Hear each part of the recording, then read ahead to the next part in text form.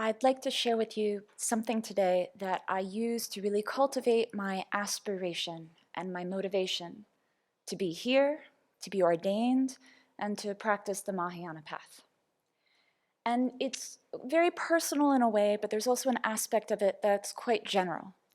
And for instance, Venerable Children often talks about the fact that we might be practicing well, but we need to not be complacent.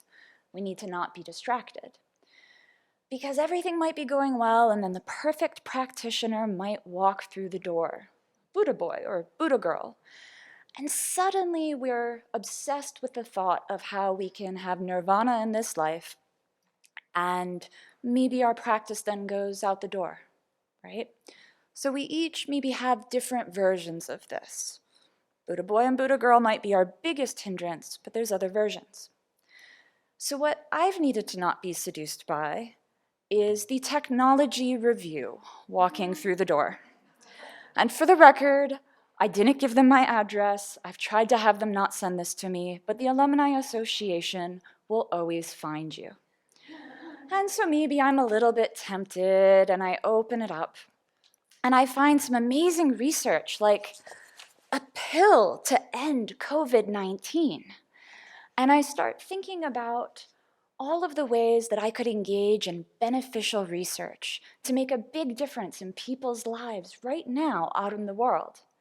You might have your own version of this. It might be working for a nonprofit or an NGO or activism or social justice work in whatever form. We each might have our own version.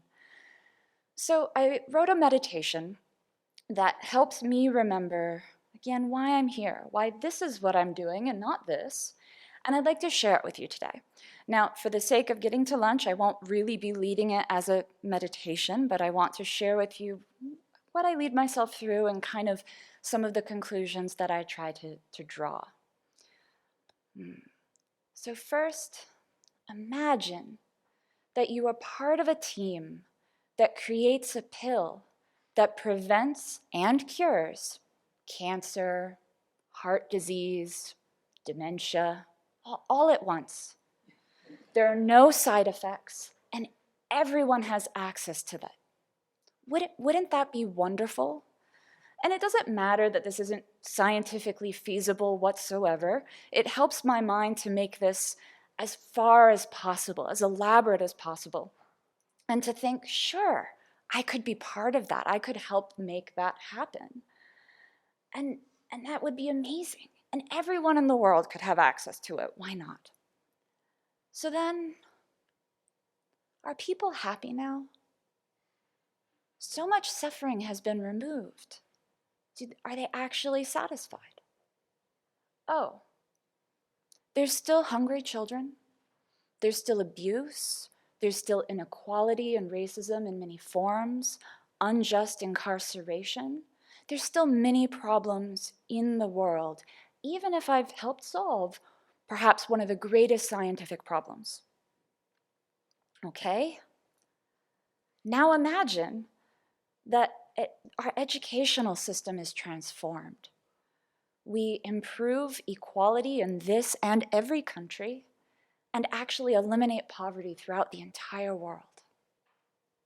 Right? Having achieved the apex of my scientific career, perhaps I could go on and really, start a nonprofit or become a college president or become a politician or just a TV pundit and really transform society.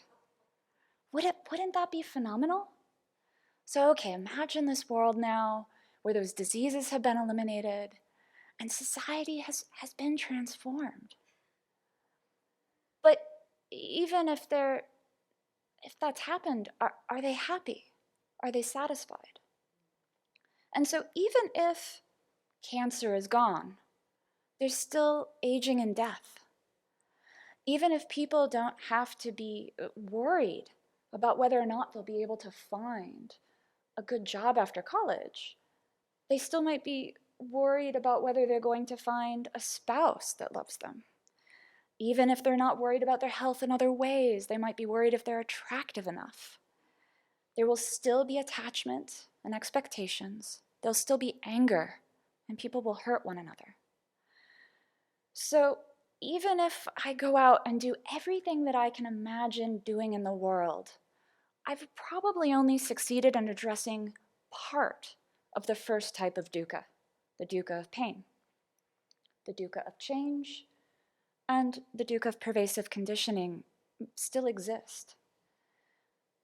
People are still afflicted by jealousy, anger, attachment, wrong views.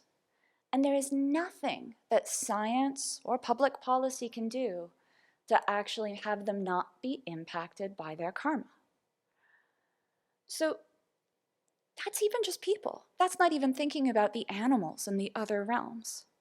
So even if I try to have the most vast view of what I could be doing out there in the world, beyond what's even feasible, it's still really a tiny impact within the broader Buddhist worldview.